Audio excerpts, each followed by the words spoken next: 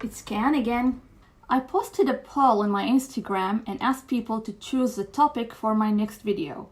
And the majority wanted to know what happens inside a mental hospital. I'm so excited about this video because I'm gonna talk about things that I never mentioned to anyone before. I don't broadcast that I spent 6 weeks in a mental institution, and those who know about it are too polite to ask me about such a painful memory. Truth is, I wish they knew how much I'm eager to share. Here we go. Hollywood movies have stereotyped mental institutions to be this evil place where patients are absolutely helpless and nurses abuse them because doing so makes their job easier. And there's always this girl with a cool gangster vibe that sometimes helps you escape. And she's normally played by someone like Angelina Jolie. Let me give you my take on this. I was admitted to the hospital against my will. How did I get there? That's a story for another day. But the moment I realized I was locked up and my freedom was out the window, I threw a tantrum. They took me to the nurse station where I saw a nurse opening my bag and taking out my clothes. The bag arrived before I did. I yelled at her, "Drop them! Drop them now! Now!" And she did. I turned my back to leave the room, and the security guard stood up to confront me while she smiled. She was like, "Please don't make me do that, gal pal." Normally, I'm very quiet, very polite, an angel to sum it up. But the social workers that took me to that place tricked me. They promised me a 2-bedroom apartment, nicely furnished, a maid to look after me, and an allowance. So I went there to be routinely examined and get it all. It made their job of admitting me to the mental institution very easy. But the hospital staff were the ones who suffered when my dreams of the life that I've been longing for and fighting for so badly evaporated. Long story short, I caved because God gave me the wisdom to know this is a situation I cannot change. Fast forward to the next morning, the nurses had let me sleep until noon because I had a rough night, right? Now it's time to wake Kayan up.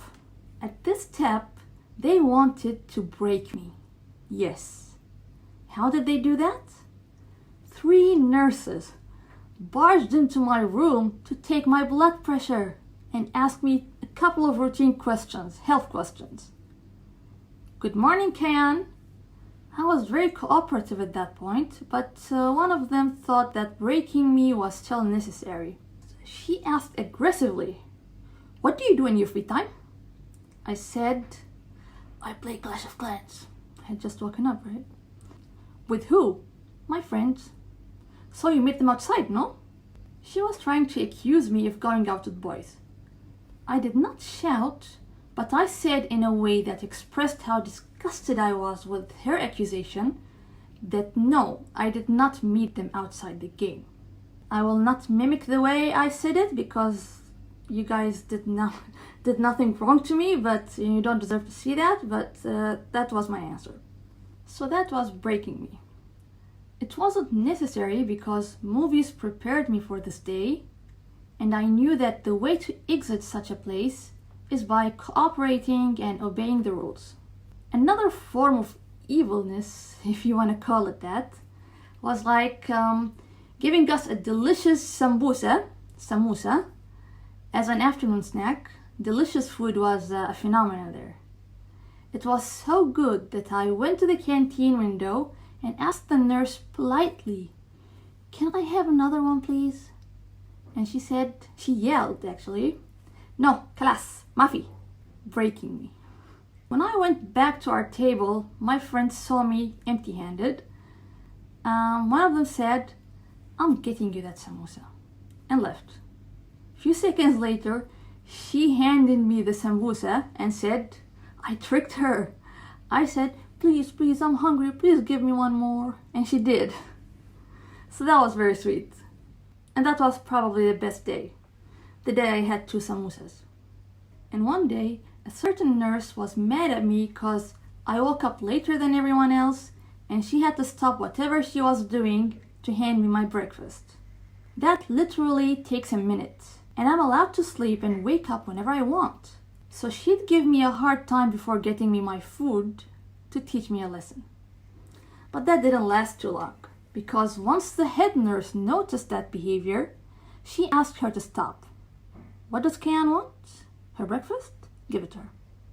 There was one cold nurse that irritated me. I'd ask her, "Can I use the phone?" And she'd say, "No."